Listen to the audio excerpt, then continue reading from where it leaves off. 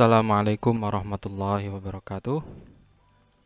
Alhamdulillah, ini video penjelasan dari materi yang ke-12 tentang pendidikan anti korupsi atau korupsi dalam perspektif Islam. Baik, langsung saja kita bahas ya hasil diskusi dari teman-teman mahasiswa sekalian. Ada pertanyaan yang pertama. Izin bertanya, bagaimana jika seseorang PNS menyadari bahwa perbuatannya dulu menyuap saat menjadi PNS itu salah? Dan apakah uang yang selama ini dipergunakannya halal? Terima kasih. Baik, apakah ini ada yang mencoba menjawab atau yang membantu menjawab? Kita lihat. Oke, ini ada yang membantu menjawab. Riswa atau suap menyuap merupakan salah satu penyakit kronis ya, yang hari ini merebak. Oke. Riswa apa sebagai hadiah atau wujud apresiasi. Menurut Al-Baqarah 188, Tafsir Al-Maraghi, bahwa larangan Allah dalam ayat ini, janganlah kamu makan harta di antara kamu. Maksudnya janganlah sebagian dari kalian memakan harta sebagian yang lain. Oke, nah ini perlu saya luruskan ya. Ini perlu saya luruskan, kita luruskan bersama, kita pahami bersama. Jadi jika ada permasalahan seperti ini, apalagi di sekitar masyarakat kita kan, ini seolah-olah sudah menjadi budaya yang sudah biasa gitu ya. Nah, ini bagaimana? Ada seorang PNS menyadari bahwa perbuatannya dulu itu menyuap saat jadi PNS itu salah. Kemudian apakah uang gaji selama ini bulanannya itu halal atau haram? Oke, di sini ada dua ya.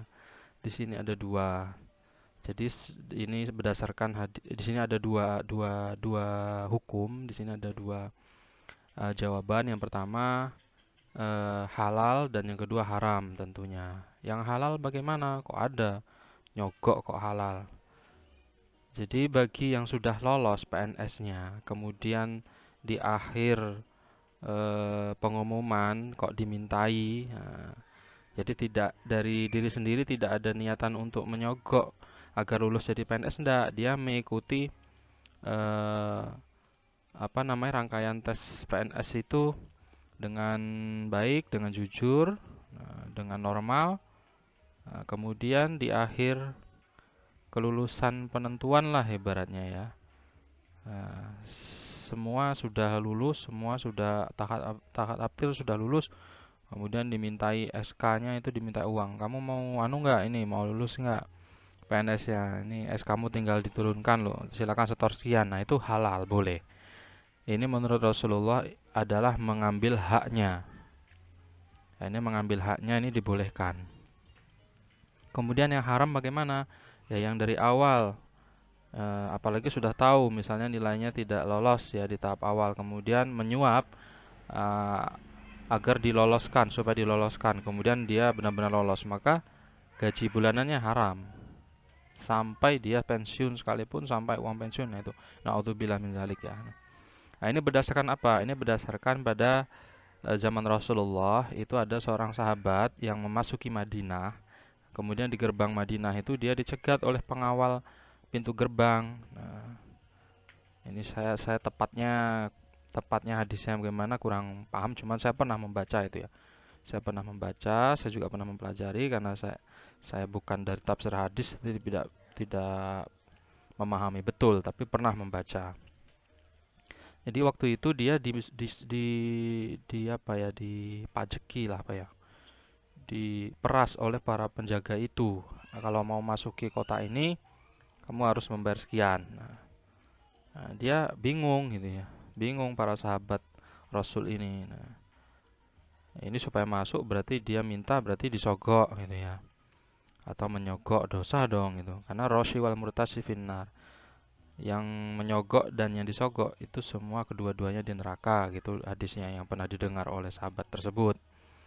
Nah, cuman ada sahabat yang lain juga pernah mendengar hadis Rasul bahasanya dibolehkan jika terjadi seperti ini gitu. Tidak niat menyogok, cuman kok sudah mau masuk gerbang itu kok diminta, terus dikasih lah, karena tujuannya jauh ya, zaman dulu itu sudah naik unta ya, panas-panas, kemudian kok gara-gara itu kembali lagi, dan itu bukan kesalahan dia, keinginan dia, tapi ini adalah oknumnya. Nah, itu dibolehkan, itu berdasarkan itu ya. Jadi tidak semua harus berdasarkan, apalagi ini akhlak muamalah, AIK, ya, Al-Islam dan Muhammadiyahan, ya Islam itu sumber rujukannya adalah dari Al-Quran dan hadis. Itu. Nah, ini sama juga halnya dengan misalnya barang kita itu hilang misalnya ya. Barang kita biasa di pesantren atau di mana ini barang kita hilang, kemudian kok ada di papan pengumuman mengambilnya barang kita itu harus ditebus dengan apa, misalnya dengan uang atau dengan semen atau dengan apa gitu ya biasanya ya. Nah, itu dibolehkan padahal itu kan barang kita. Seharusnya itu hak kita, tapi karena ada aturan yang harus menebus, entah itu aturan tertulis atau tidak, ya maka kita tebus tidak apa-apa.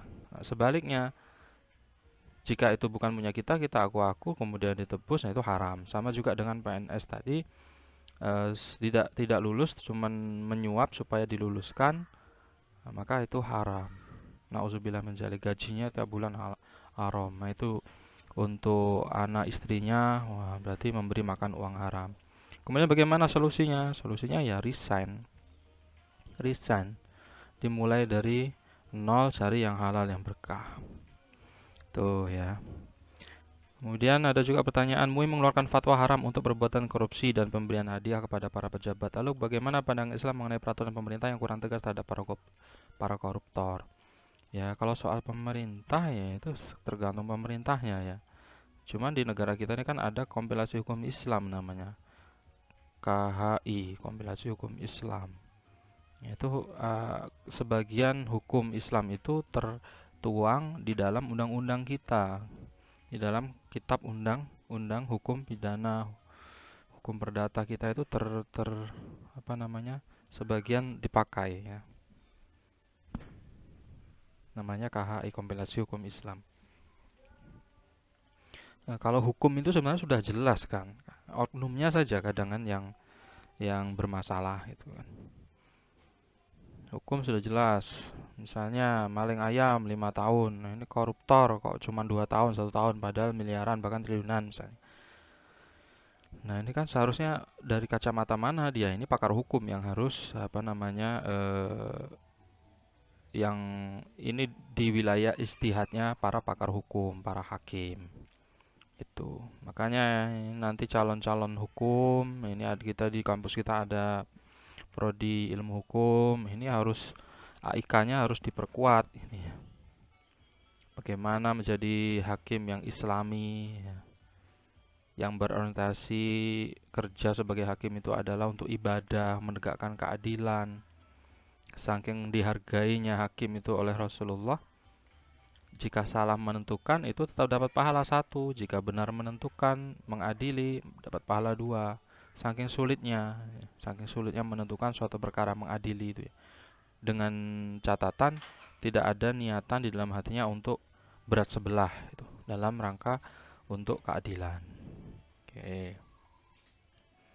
Nah, makanya pemerintah itu kan juga apa namanya sekumpulan orang-orang ya. Makanya kita jangan anti dengan pemerintah, dengan politik. Kita umat muslim ini juga harus mengambil ikut andil dalam berpolitik agar bisa menegakkan keadilan, kemudian nilai-nilai Islam di dalam menjalankan roda pemerintahan itu. Nah, dan bagi yang punya kenalan dengan orang-orang pemerintahan ya didekati, karena seseorang itu kepribadiannya dilihat dari mana, dari orang sekitarnya gitu. Bagaimana temannya, itulah cerminan pribadi dia gitu. Kalau dia dikelilingi, dilingkupi oleh teman-teman atau orang-orang yang notabene-nya tidak baik, maka insya Allah ya juga tidak baik nanti jadinya. Karena sebagaimana kita ketahui itu tadi kan, wong kang soleh kumpulono itu kan dalam artian ya, kalau kita ingin menjadi soleh ya harus kumpul juga dengan orang-orang soleh tuh. Oke, kemudian ada juga bagaimana pandangan Islam mengenai aparat penegak hukum yang justru melanggar hukum dengan suap menyuap, membela seorang yang melanggar hukum agar tidak dikenakan sanksi. Contohnya saja seperti tilang yang dilakukan polisi. Oke, ini juga jangan langsung dijudge tilang di tempat itu adalah salah ya, karena ada dua pilihan ini. Makanya kita itu harus belajar terus, harus membaca, harus tahu supaya tidak salah pemahaman.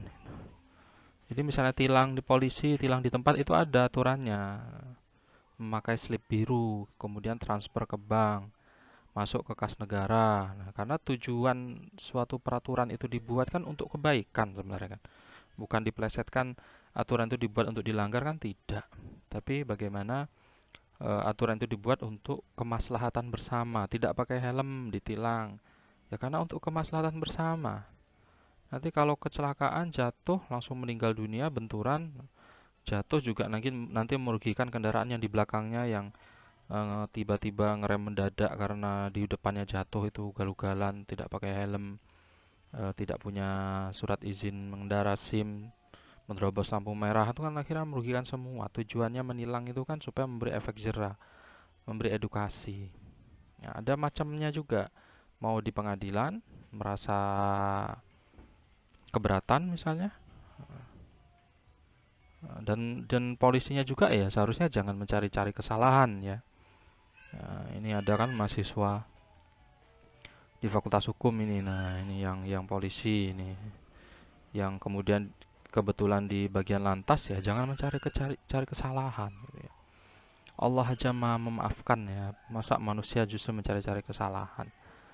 Tadi tujuan dari penilangan tindakan itu adalah untuk memberi efek jerah, untuk memperingati, apalagi jangan udah lengkap, udah pelan sesuai aturan, diberhentikan, dicari-cari kesalahannya, yang tutup pentilnya lah ndak ada atau tutup pentilnya pecah atau bannya sudah hampir gundul, apalagi cantolan kuncinya misalnya kendo gitu ditilang, apalagi misalnya helmnya tidak ada topinya, itu kadang lucu-lucu aja ya.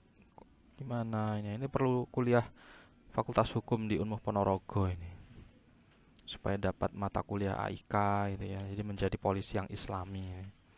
Karena itu tadi kita harus ingat betul, saya ingatkan kembali, kita ini orientasi hidup di dunia ini adalah untuk ibadah. Wa ma khalaqtul jinna wal insa illa liya'budun. Bekerja itu untuk ibadah.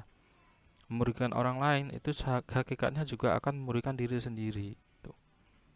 Terkait dengan korupsi itu juga mengambil hak diri sendiri atau keturunannya di kemudian hari. Semua sudah dijatah, semua sudah diberi sesuai porsinya. Kalau mengambil lebih dengan tidak sesuai apa namanya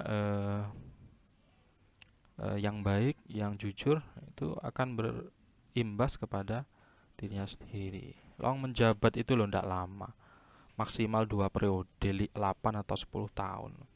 Kemudian kok menyakiti orang, kemudian kok merugikan orang lain, merasa menjabat, kemudian dia semena-mena, merasa jadi polisi dia semena-mena. Lo sudah pensiun itu nanti lo, ya ndak diajeni misalnya, tidak dipandang, atau dia terkenal dengan sesuatu yang negatif. Karena manusia mati meninggalkan nama kan peribahasanya. Harimau mati meninggalkan belang. Coba meninggalkan nama yang baik. Telah meninggal dunia si A. Oh, si A siapa? Oh, tukang azan itu ya. Nah, orang akan mengingat yang baik-baik karena memang dia terkenal dengan perbuatannya yang baik. Oh, telah meninggal dunia si B. Si B siapa? Itu loh yang biasa nilang di perapatan sana. Nah, waktu polisi dia sering meras ini nah kan nauzubillah min dzalik. Tuh ya.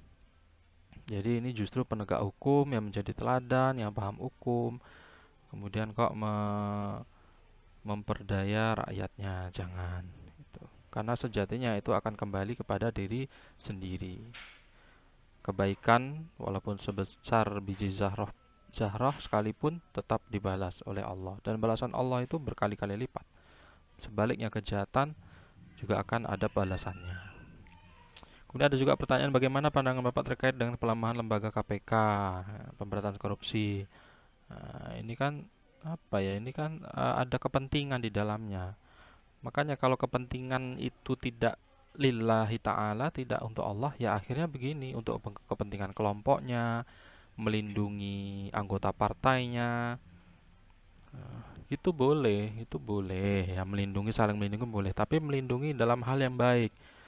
Wa ta'amanu 'alal birri wat taqwa. Tolong menolong kalian dalam hal kebaikan, jangan dalam hal kejahatan, gitu ya. Dalam hal kejahatan. Sebaliknya orang yang baik-baik ini, ayo berorganisasi, ayo ngumpul, ayo buat gebrakan, ayo buat keputusan.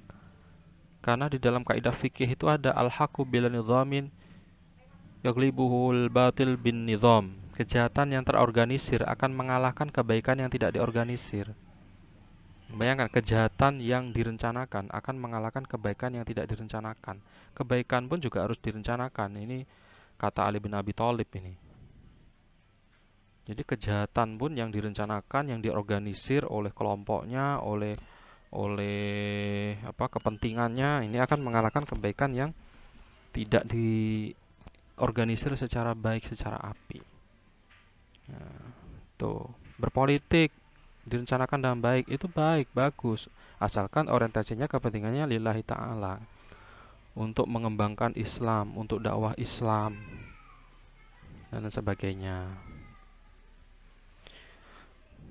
Oke, ini ada bantuan jawaban. Nah, kemudian ada lagi pertanyaan, lembaga anti korupsi di Indonesia itu KPK, fungsinya dilemahkan. Ini sama ya.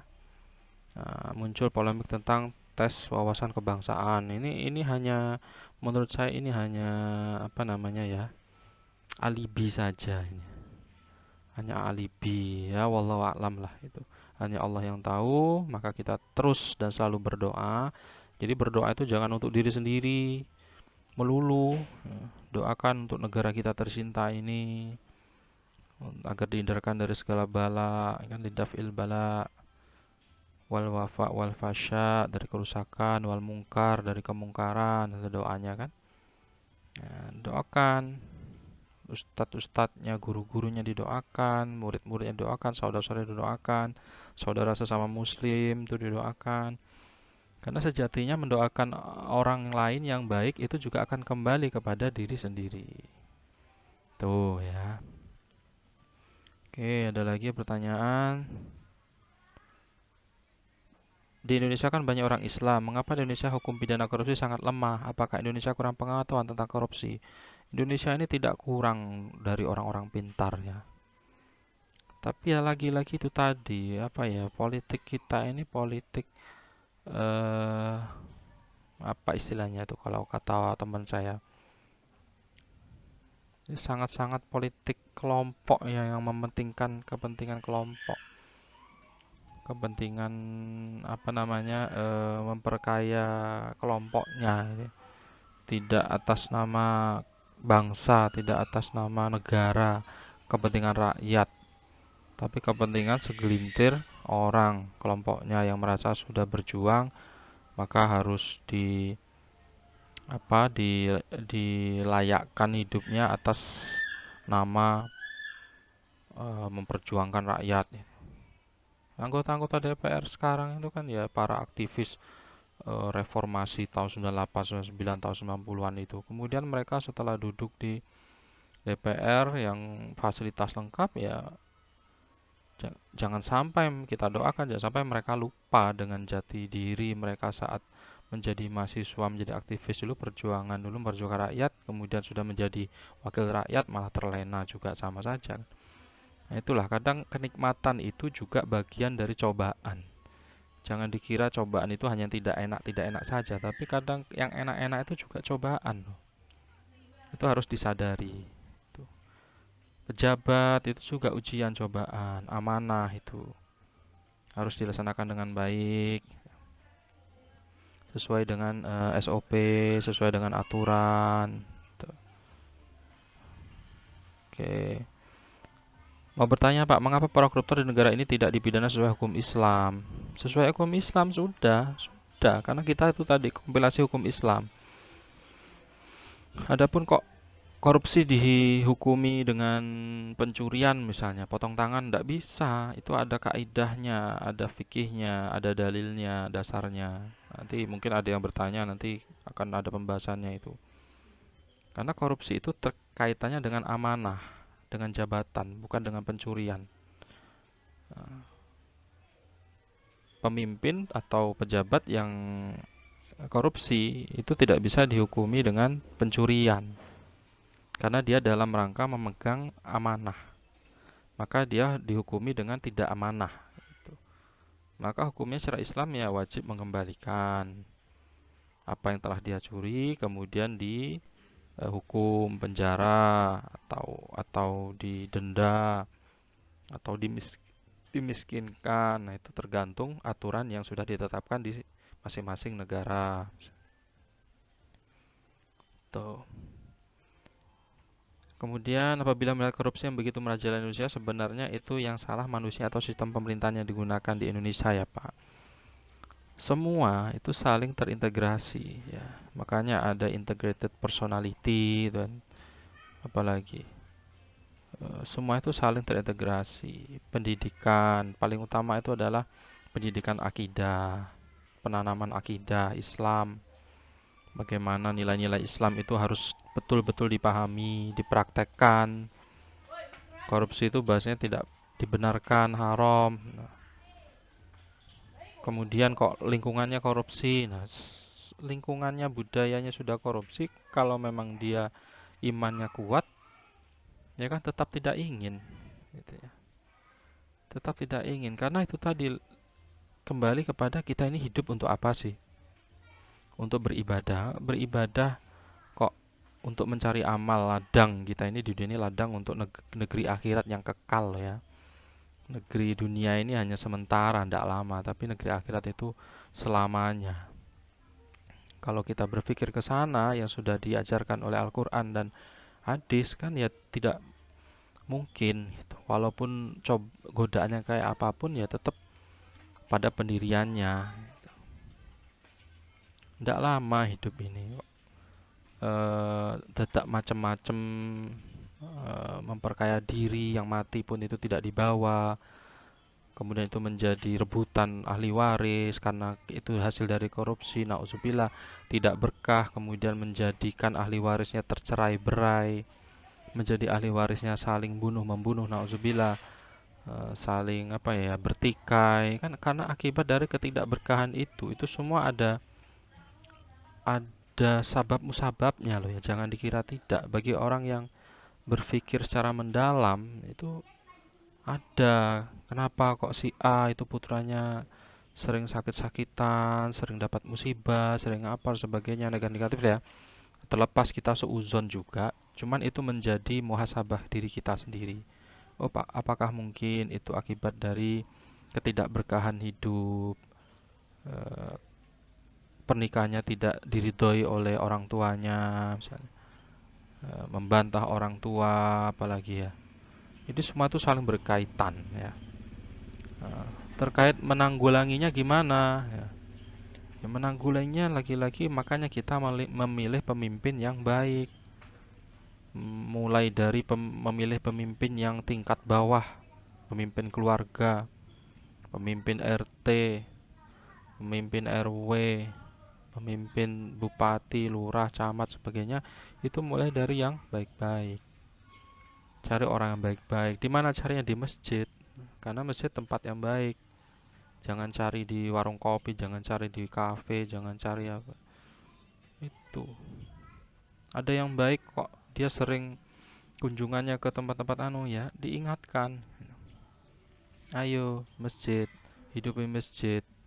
Jadikan masjid sebagai pusat sumber ekonomi seperti di Masjid Yogyakarta Jogokarian itu kan, yang tadinya masyarakat sekitar kurang mampu, sekarang menjadi sejahtera semua, pada berpendidikan semua, di sebuah desa kecil bisa sedemikian baik manajemennya. Itu semua tergantung pemimpinnya.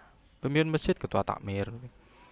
Nah, pemimpin yang baik misalnya di Indramayu sana, di Blitar juga itu mewajibkan madin, madrasah diniyah. dikeluarkan dengan perda, perbub, peraturan daerah dan peraturan bupati. Jadi lulusan SD, SMP yang umum-umum itu yang pendidikan mata pelajaran agamanya tidak banyak di sekolahnya, diwajibkan ikut Madin untuk masuk dari tamat SD masuk ke SMP. Kalau tidak ada ijazah Madin nggak boleh, nggak bisa, maka harus ikut Madin dulu tingkat ula, wusto. Itu ada seperti itu. Ini kan pemerintahan yang baik berarti kan, yang dikelilingi oleh orang baik-baik, yang dibuktikan dengan disahkan di dalam perda peraturan daerah oleh seluruh anggota DPR-nya gitu kan. Misalnya itu jika semua diawali dari yang baik. Oke, kemudian ada lagi pertanyaan dari teman-teman. Bagaimana caranya agar kita terpengaruh dengan hal yang tidak disukai Allah, contohnya seperti korupsi, penyuapan, khianat, gosip? Gimana? Ya tadi, tauhid yang pertama. Eh, Nilai-nilai Islam, pelajaran Islam, apalagi ya? Ya berilmu gitu ya. Lagi-lagi berilmu kan. Dengan ilmu tauhid, ilmu apa pendidikan Islam. Nah, kemudian itu ditanamkan ke dalam jiwa bahasanya kita ini hidup di dunia sebagai apa, hanya sementara, tidak dibawa mati, yang dibawa mati hanya amal. Ah, amal itu ada tiga,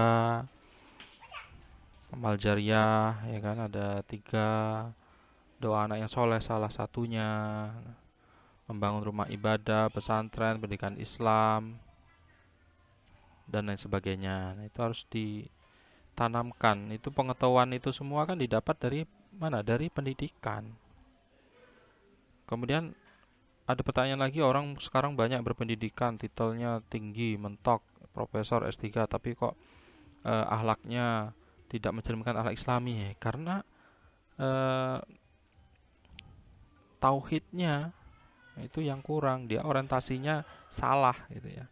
Diberi kedudukan yang tinggi, ilmu yang pendidikan yang tinggi, disalahgunakan, disalahartikan untuk kepentingan kelompoknya, bukan untuk kepentingan bersama, kemaslahatan bersama, kepentingan Islam, kemaslahatan Islam. Nah, itu harus dipahami dan saling mengingatkan. Kita ini tugasnya di bumi Allah ini kan ya saling mengingatkan, saling nasihat mensehati. Undur maqala wal tandur man qala. Lihat apa yang dikatakan, jangan lihat siapa yang berkata. Ini dalam artian zaman zaman sahabat, zaman khalifah dulu ada seorang, zaman Rasul dulu ada seorang khalifah yang mengingatkan seorang anak kecil yang memakai bakiak lah, kalau di kita itu hati-hati dengan bakiak, mulai nanti kamu jatuh. Dan sama si anak itu malah ditimpali, malah dijawab, Anda juga berhati-hati Tuan, karena Anda sebagai khalifah jika terpeleset mengambil kebijakan yang salah, mendolimi rakyat, akan terjatuh ke dalam neraka. Kalau saya pakai bakiak terjatuh di tanah paling hanya sakit seminggu, 2 hari, 3 hari sembuh. Kalau Anda sebagai pemimpin salah mengambil kebijakan, terpleset mendolimi orang lain, terpleset ke dalam neraka, dan itu kekal selamanya. Langsung eh, seperti terpecut si khalifah itu, pemimpin itu. Nah, karena dia melihat apa yang dikatakan, tidak melihat siapa yang berkata. Seorang anak kecil lah, tidak usah digugu. Tidak, orang yang beriman itu seperti itu, mengambil yang baik dari manapun, walaupun itu seorang anak kecil. Tuh. Jadi selalu ingat bagaimana supaya kita tidak terpengaruh. Ya selalu ingat, kita ini hidup di dunia sementara, tidak dibawa mati. Kaya kalau tidak berkah dari hasil yang tidak halal, untuk apa sih gitu. Masuk ke darah daging, anak istri, anak jadi bebal, dibilangin susah, membantah orang tua. Di sekolah pelajaran agama tidak masuk karena ala ilmu nurun wa nurullah la yuhdalil asi. Ilmu itu cahayanya Allah, dan cahaya Allah itu tidak bisa masuk ke dalam orang yang ahli maksiat. Itu kata Imam Syafi'i atau Imam Ghazali, itu lupa saya. Itu itu harus dipahami betul gitu. Oh, saya dari kecil belajar ilmu umum, Ustaz, Pak. Enggak kurang ya, terus belajar. Belajar itu kan tidak ada batasan. Minal mahdi ilal lahdi. Dari buayan hingga liang kubur. Utul belima minal mahdi ilal lahdi. Tidak ada batasan. Kemudian kok sekarang tidak bisa sekolah lagi bisa. Itu ada profesor di mana itu Jakarta itu, dia kuliah lagi S2 PAI. Sudah profesor loh itu, dia kuliah lagi S2 PAI di Unmu Tangerang sana. Jadi profesor kuliah lagi menjadi mahasiswa S2 lagi. Karena dia dari umum, Pak, pengen kuliah tentang pendidikan Islam, dia kuliah lagi, enggak apa-apa. Atau yang dari eh, pendidikan tidak melulu pendidikan formal, ada non formal, ada informal. Ikut kajian misalnya, kajian rutin atau ikut madin kan tidak apa-apa, tidak gabung dengan anak kecil itu tidak apa-apa kan, tidak usah malu belajar itu. Kemudian ada lagi pertanyaan, apakah koruptor dapat disamakan dengan pencuri? Bila disamakan dengan pencuri, bolehkah dijatuhi hukuman potongan tangan? Nah, itu tadi tidak boleh ya, tidak bisa. Tapi kalau saya pribadi justru sangat setuju dengan koruptor itu potong tangan ya, dengan batasan, ada batasannya, misalnya korupsi di atas 1 miliar potong tangan ya. Karena untuk efek jerah, kalau hanya di penjara apa gitu, alah, paling ayam 5 tahun, korupsi 2 tahun, nah triliunan bahkan miliaran gitu kan. Oh, jadi pegawai aja dapat miliaran itu berapa puluh tahun gitu. Pegawai gajinya 2 juta, 3 juta kali 10 bulan 30 juta. 12 bulan 1 tahun berapa? 36 juta. 36 juta kali 10, 360 juta. 10 tahun loh jadi pegawai itu. 10 tahun jadi pegawai, 360 juta, tidak sampai setengah M. Awong jadi pejabat pusat misalnya 2 tahun dapat miliaran, hukumannya cuma 2 tahun. Nah, akhirnya kan orang seperti itu berpikirannya kan. Padahal itu pikiran yang salah. Karena tidak memberi efek jerah tadi. Maka kalau saya justru sependapat dengan potong tangan saja. Nah, tapi lagi-lagi tadi di dalil, nah, koruptor itu tidak bisa dihukumi sesama pencuri karena dia melanggar amanah. Walaupun di dalam amanah itu dia melakukan pencurian. Nah, ini entah secara teks atau konteks ini wallahu a'lam ya. Nah, ini ya diselesaikan di pengadilan gitu ya. Bagaimana seorang hakim yang memang sudah ahlinya memutuskan itu. Faktanya di negara kita kan seperti itu. Tidak dihukumi potong tangan. Karena kita tidak bukan negara Islam. Ya, bisa jadi. Tapi justru di Cina sendiri koruptor ditembak mati, koruptor ditembak mati. Padahal mereka bukan negara Islam. Nah, ini makanya kita harus perlu mengkaji lagi, serahkan pada ahlinya. Segala sesuatu itu serahkan pada ahlinya. Dan perlu dirembukkan, perlu dimusyawarahkan. Al-Quran aja saking pentingnya musyawarah itu ada satu surah khusus, surat Asy-Syura tentang musyawarah itu. Tuh. Dan di negara kita, dasar negara kita Pancasila itu juga sila yang keempat itu kan juga permusyawaratan, perlunya musyawarah segala sesuatu. Di Muhammadiyah sendiri dengan kolektif kolegial istilahnya kan. Tuh. Kemudian juga ada pertanyaan, hukuman apa yang dianjurkan Islam yang pantas untuk para koruptor? Sudah saya jelaskan. Kalau saya pribadi ya potong tangan gitu. Untuk memberikan efek jerah gitu. Siapa sih yang mau habis kaya ndak punya tangan kan? Masuk penjara kemudian tangannya dihilangkan, cacat seumur hidup, ya mikir-mikir akhirnya kan. Itu. Ini harus diperjuangkan betul ya untuk memberi efek jerah, makanya anggota perwakilan kita, DPR kita itu juga ya harus paham Islam gitu. Walaupun kita bukan negara Islam, jika itu diterapkan, justru yang non muslim sekalipun akan merasakan dampaknya kan, bagaimana akhirnya bantuan apa itu tidak dikorupsi, ngaspal jalan tidak dikorupsi, maka aspalnya akan mulus, kualitas, awet, tahan, ekonomi lancar, semua akan berimbas. Izin bertanya dengan cara apa agar kita bisa terhindar dari namanya korupsi? Tadi sudah ya. Jadi kita betul-betul harus meresapi, harus paham dengan ilmu Islam. Nah, ini ada ini sistem pengajian yang layak, ya betul gitu ya. Karena eh, kebutuhan apa ya, pokok itu kan juga penting. Kebutuhan pokok itu juga ya menjadi kebutuhan yang pasti. Makan itu untuk hidup, ya kan. Jangan dibalik ya, hidup untuk makan. Makan itu hidup. Untuk makan aja susah ya pasti dia yang tidak apa ya, yang tidak kuat iman ya ada kesempatan ya korupsi. Nauzubillah ya. Korupsi dalam hidup kecil, misal organisasi. Dalam organisasi kita ketika mengadakan suatu acara pasti ada anggaran dana. Dan biasanya bendaharanya melebih-lebihkan anggaran untuk nanti ada sisa di akhir acara sebagai kas organisasi. Namun di LPJ-an dilaporkan uangnya habis. Nah, apakah kegiatan korupsi yang seperti itu dibolehkan? Tidak dibolehkan ya. Karena ini dalam fikih dia menjadi wali atau wakil ya. Menjadi wakil. Sama seperti bekerja dengan seorang bos perusahaan misalnya.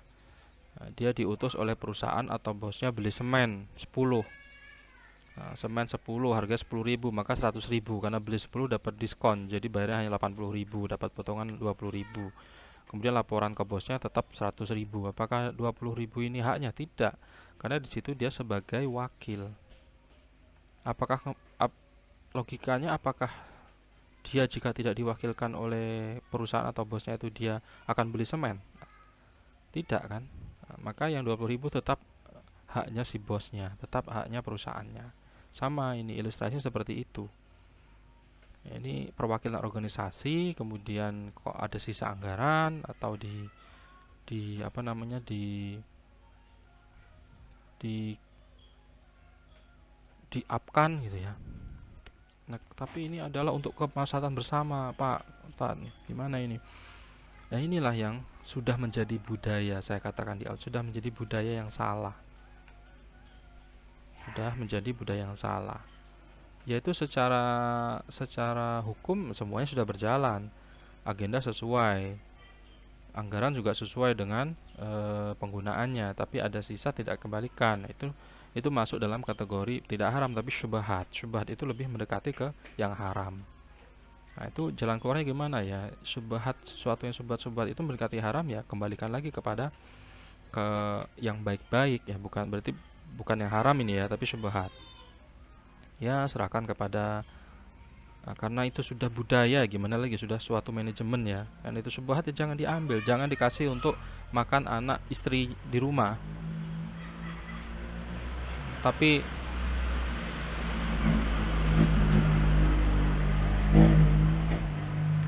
serahkan kepada panti asuhan, lembaga pendidikan, masjid, pembangunan, itu aja. Jangan sampai dimakan, masuk ke darah daging. Tuh. Dan jika menjadi pemimpin, rubah pola itu. Rubah pola itu supaya pola itu tidak terjadi. Bagaimana? Ya, buat manajemen baru lagi, diperbarui. Misal HR-nya, honorarium dari kegiatan organisasi itu diperbesar. Tapi juga dengan aturan 20%-nya dimasukkan ke kas organisasi tersebut. Kan bisa saja itu aturan. Lebih baik seperti itu, jelas kan, daripada mencari-cari meng-up tidak jelas. Misalnya honor ketua panitia 500.000, 1 juta misalnya ya. Sekretaris berapa, 500.000. Nah, semua itu dalam satu kegiatan yang hanya 3 jam 5 jam kan, kok dapat 1 juta, enak men. Tapi lagi-lagi dengan tadi kan penggajian yang layak agar tidak terjadi korupsi itu kan. Lagi-lagi dengan apa, dipotong 20% untuk kas organisasi, berarti 200.000 untuk kas organisasi, atau 50% sekalian gitu ya. Oh, sudah ada gaji, toh itu honorarium gitu kan. Kan bisa saja selaku pemimpin membuat kebijakan seperti itu, dan itu semua terlaporkan dengan jelas. Yang 20% langsung dipotong nanti ditransfer ke kas organisasi gitu. Bisa saja. Lebih baik seperti itu, yang jelas, yang pasti. Itu. Dengan begitu tidak ada iri hati lagi, tidak ada iri dari sesama rekan organisasinya gitu ya. Oh, dia nanti bisa digilir menjadi ketua panitianya misalnya gitu. Tidak dia terus gitu ya. HR-nya karena kecil tidak merasa puas gitu kan. Kurang terus. Nah, tapi kalau diberi yang layak kemudian dipotong langsung dan disepakati nanti gantian, semua merasakan.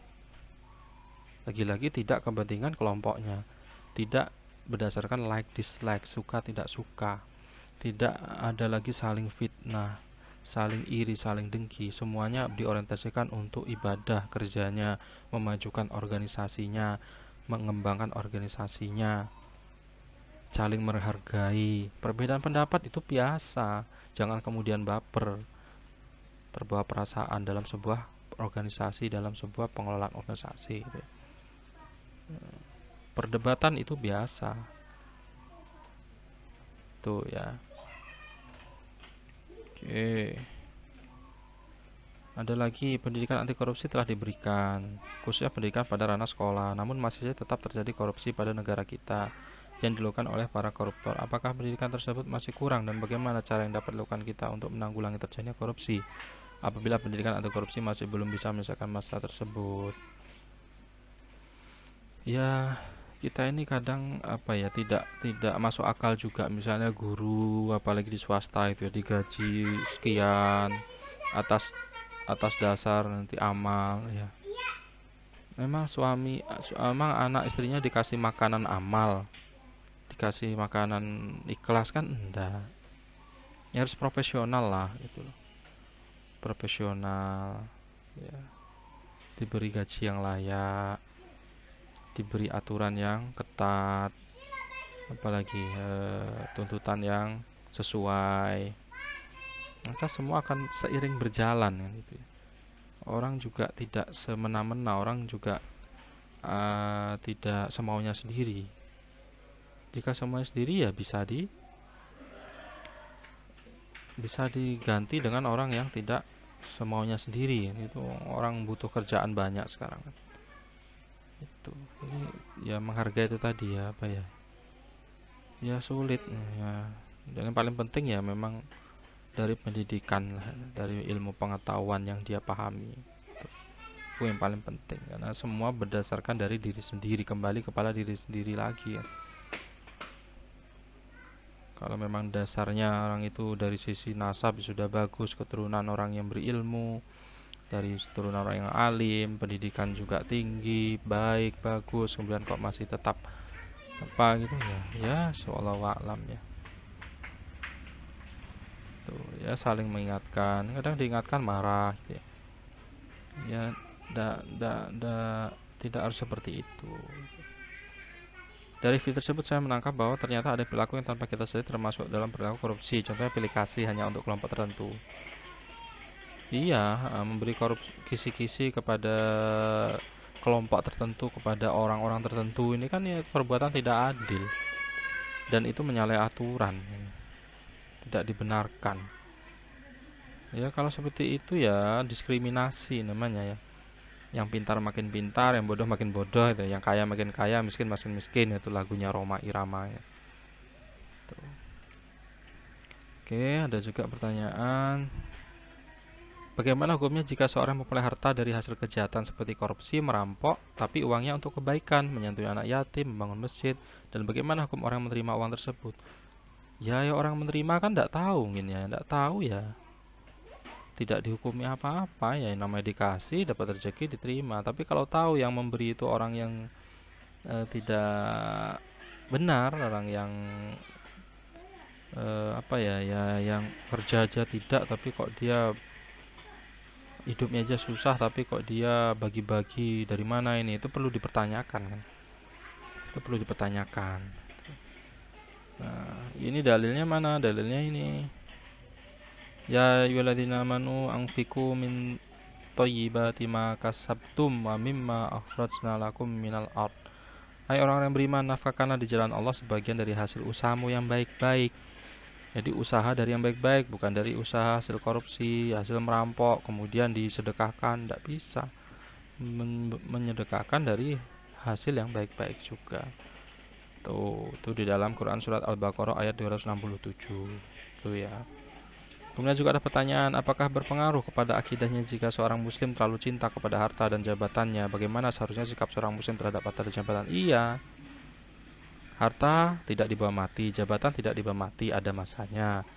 Kemudian kok akidahnya terpengaruh, keyakinannya terpengaruh karena dia jabat, dia semena-mena, dia mementingkan kelompoknya, dia memfitnah bawahannya, dia memfitnah anggotanya, dia termakan fitnah, tidak tabayun, tidak konfirmasi, atau dia semena-mena dengan anggotanya, atau dia ya lain sebagainya ya, mumpung ya, mumpung itu. Padahal pangkat jabatan itu tidak selamanya lagi-lagi ya. Sedangkan berbuat baik sesama muslim itu ya dianjurkan ya selamanya, selamanya. Harta juga, menimbun harta tidak dibawa mati.